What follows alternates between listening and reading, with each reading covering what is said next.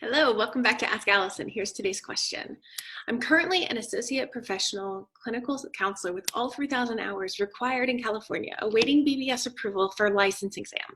Many of my clients have friends living in a different state that are asking if I could provide services to that friend.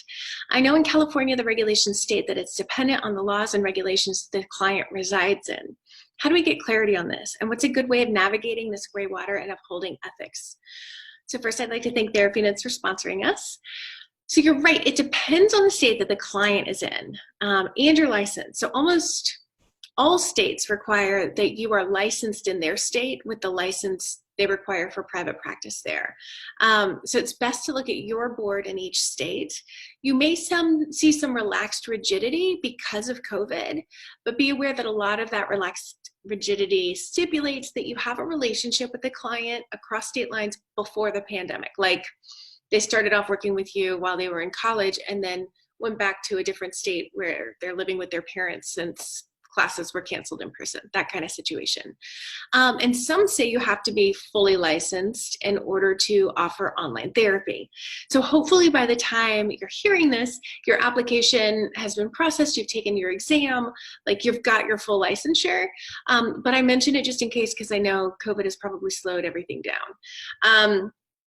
Some of the language that our licensing boards use is so obtuse and they will not interpret it for you. If you ask for if you call them up or email them and ask for clarification, they will not clarify. So it makes sense to call your malpractice insurance and get an attorney to interpret the outside of the state lines wording if it doesn't seem clear to you. If you're like, the last thing I want to do is look at a bunch of other states' boards' laws and try to figure them out, then just assume it's safest for you to not practice across state lines at all, because that is the case for most states. And if you're sad that all these potential good fit clients now can't come to you because they're not in California, I am here to tell you that many, many more are going to take their place. You're doing good work and people are talking about it. And that word of mouth is going to spread to the people within your community or within your state as well. So combine that with marketing, like intentional marketing, not just being great at what you're doing and your clients talking about it, but really intentional marketing, and you're going to be golden.